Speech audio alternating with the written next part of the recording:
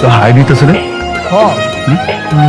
কোনটা ভালো লাগছে চালানা কারণা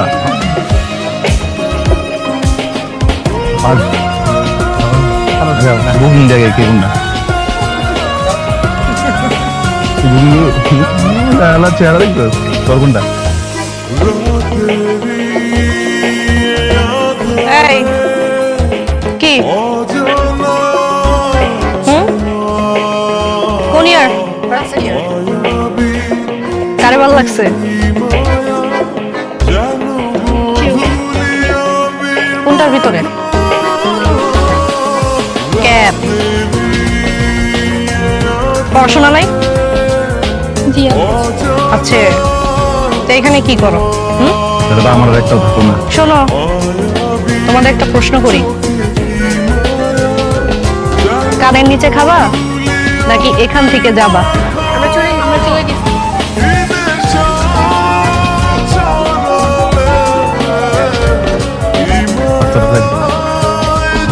এই এদিকে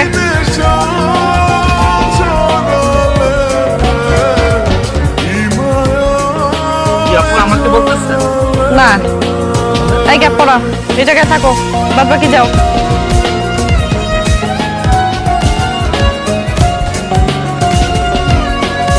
এই তোমার বাসার কি আয়না ভেঙে গেছে যাও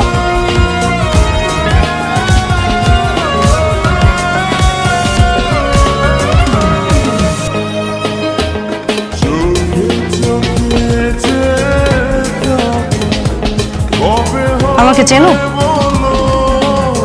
জি চিনি কিভাবে আপনি ফাইনাল ইয়ারে পড়েন আমাদের সিনিয়র আপু ফাইনাল ইয়ারে পড়ি সেটা ঠিক আছে বাট যে সিনিয়র এটা ভুল ফেলতেল করি নাই তো তাড়াতাড়ি উঠে গেছি প্রেম করবা সরি কি আনসার দাও না কেন প্রেম করবা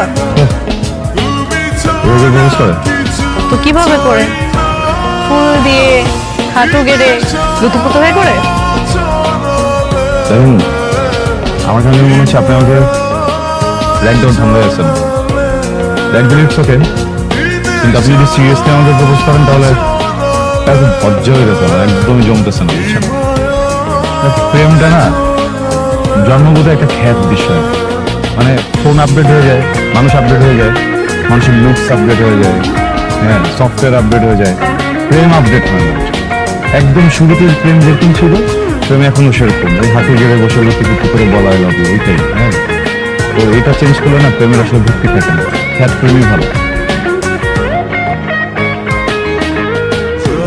দেখো ছেলে শুনেছি তুমি অনেক বই টই পড়ো শিল্প চর্চাও করো তাহলে তোমার ভাষাতেই তোমাকে বুঝিয়ে বলবো আমি এমন একটা কবিতা হতে চাই যে কবিতাটা তোমার কাছে অনেক প্রিয় তুমি সেটা সারা জীবন ধরে পাঠ করবে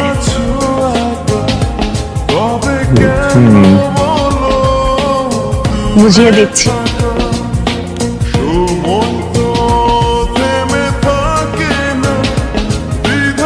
I love you.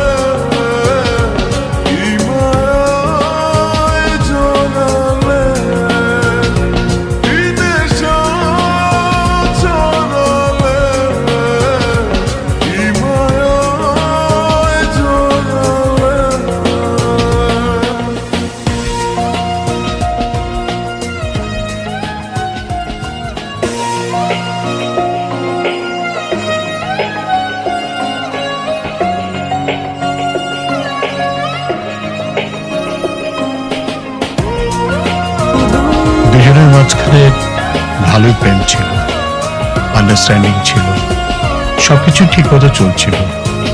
তারপরে হঠাৎ করে সবকিছু বদলে গেল। খেয়া যেন কেমন হয়ে গেল, সারাক্ষণ শুধু থ্রেট করে, সব সময় তার কথা শুনে চলতে হবে। হ্যালো বাবা, তুমি কথা বুঝতেছো না কেন? হ্যাঁ, সব ফ্রেন্ডে মিলে যাচ্ছে এখানে। আমার মেয়ে ফ্রেন্ডও তো নাই এখানে, সব ছেলেরা। প্রবলেম কোথায়? আরে ঠিক ঠিক আছে, যাবো না আমি। ফাইন ফাইন, যাবো না।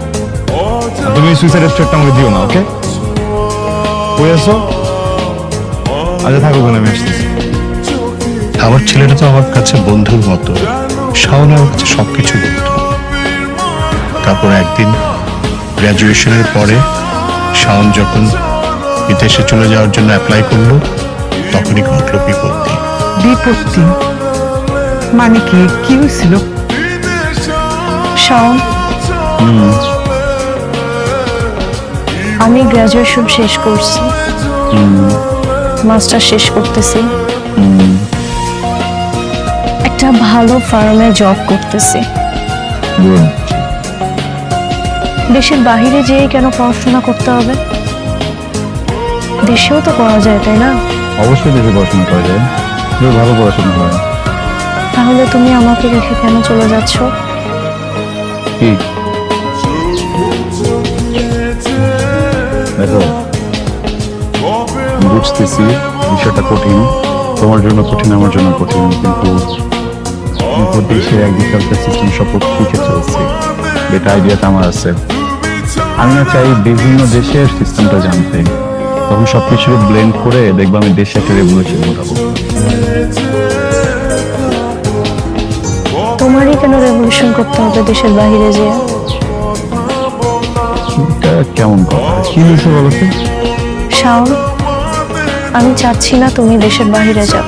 কে আপনি এখনই সব বলো না, কতটা স্ট্রাগল করছি এটা তুমি ভালো করে জানো, রাইট? কত কষ্টে স্পন্সরশিপ পাইছি এটা তো বলছো তুমি, দেখছো তুমি, রাইট? এখন আসলে এখান থেকে পিছিয়ে সরার সুযোগ নেই। আমার কিছু হয়ে গেলেও কি তোমার হয়ে থাকবে না? এমন খেয়া মানে দিস ইজ টু মাচ। আমার না এসব ভালো লাগতেছে না, বুঝছো? আর তুমি না প্রয়োজনে অপ্রয়োজনে প্রত্যেকটা কাজে আমাকে থ্রেট করো। হ্যাঁ, কথা কথা মরে যাবা, কথা কথা মরে যাবা, কথা তোমাকে হারাই ফেললে, তো এইভাবে তো একটা সম্পর্ক চলে না। এতদিন পর্যন্ত সিলি সিলি বিষয় নিয়ে করছো, আমি কিছু বলি নাই। অনেক কিছুতে মেজাজ খারাপ হয়েছে, অনেক কিছুতে আমার অনেক সমস্যা হয়েছে, তো আমি কখনো কিছু বলি নাই। আমি সবসময় তোমার কথাটা রাখছি, তোমার মন রাখছি। আমার ক্যারিয়ার নিয়ে, আমার লাইফ নিয়ে, আমার ড্রিম নিয়ে কথা বলছো তুমি, এখানে তুমি আমাকে থ্রেট দিচ্ছ। দেখো দেয়,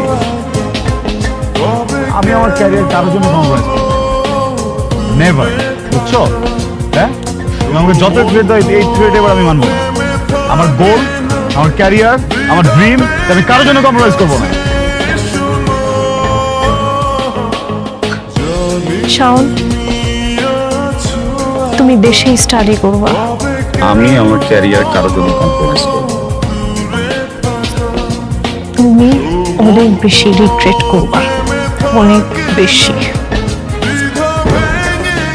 নিজের স্বপ্ন বাঁচাতে আমার যদি রিগ্রেট করতে হয়, আমি 1000 বার রিগ্রেট করতে চেয়েছি।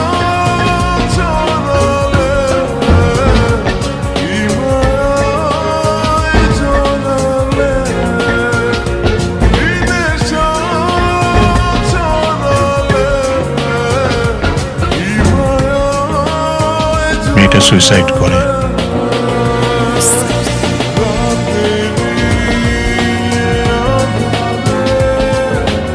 তারপর থেকে শাওন এই প্রেম, ভালোবাসা সব নিতে পারতো না। কেয়া যেভাবে ওকে প্রপোজ করেছিল, তিতলি ঠিক একইভাবেই ওর সাথে যখন কথা বলতে গেল, ওইটা নিতে পারে নাই।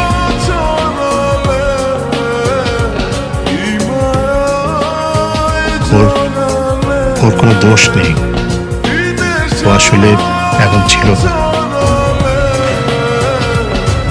আবারও লজ্জিত।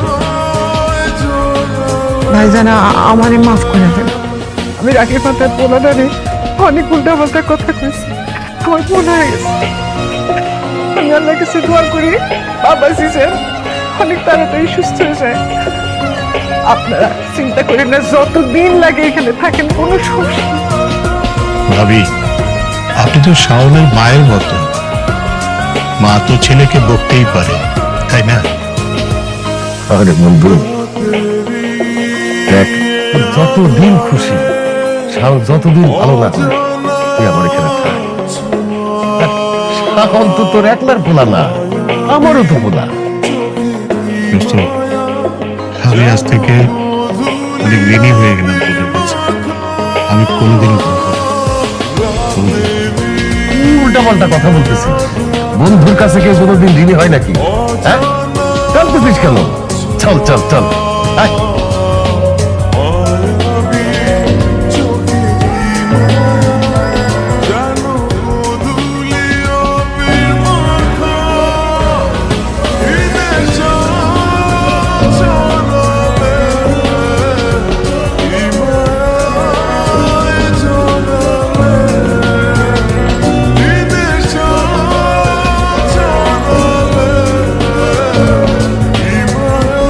কই যেতেছেন?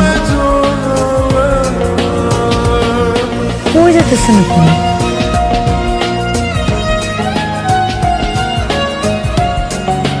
ঢাকা। কেন? আপনি জানেন কেন যাচ্ছি? আমি একটা দোষ করছি, আপনি শাস্তি হিসেবে আমাকে থাপ্পড় দিন। আমার থাপ্পড় দিয়া আপনি নিজেও একটা দোষ করছেন।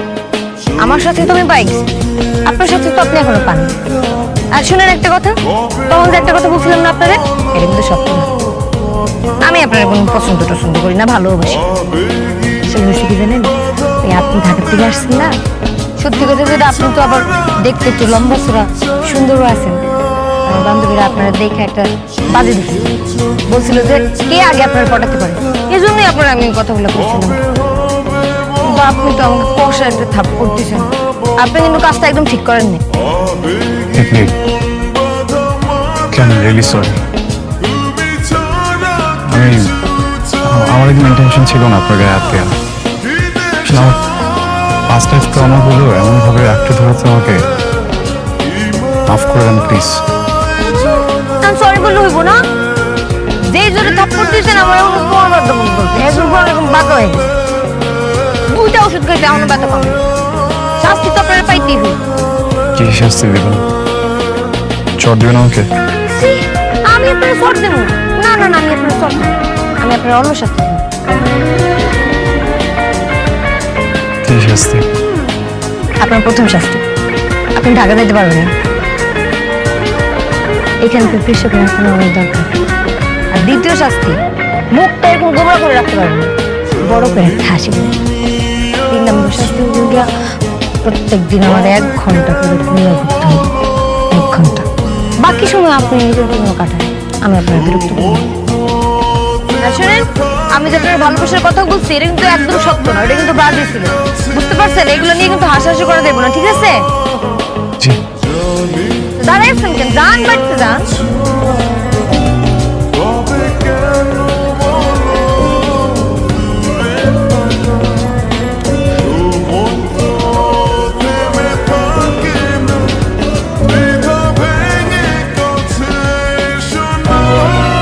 তোমার মিথ্যা বলছে রাজকুমার, আমার ব্যথাটা আসলে আমার গালে না, বুকের বাঁ পাশে সিনসিনা একটা ব্যথা। তোমার নিজের করে না পাওয়া পর্যন্ত পৃথিবীর কোনো ওষুধেই ব্যথা সারবে না। কিন্তু আমি তো আর স্বার্থপর না। আগে তুমি পুরোপুরি সুস্থ হও, তারপর থেকে একদিন তোমার আমি আমার করে নেব।